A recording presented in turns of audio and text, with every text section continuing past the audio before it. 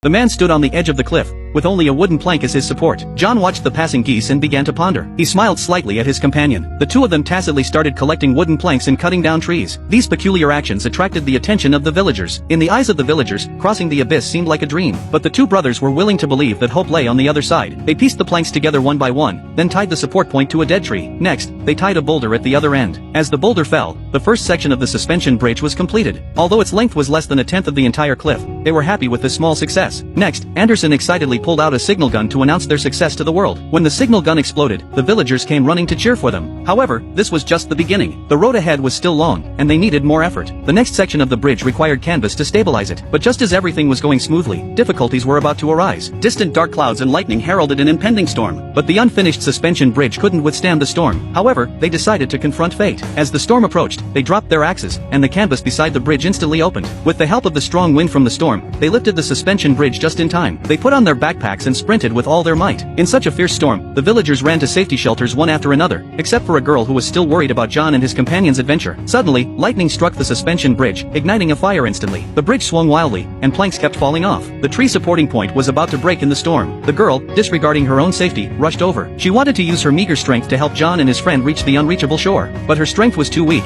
and just as she was about to give up, the villagers rushed in, not considering the danger. They wanted to contribute a little strength for the determined youths. The suspension bridge was lifted successfully again. At this moment, John ran to the end first and jumped hard to reach the opposite bank. Anderson slipped and almost fell off a cliff at a critical moment. John wants to help his companions land, but at this moment, the suspension bridge sank again. Anderson also realized that he didn't have a chance to land. He looked at the road ahead and pulled out a signal gun, firing a signal flare symbolizing their success.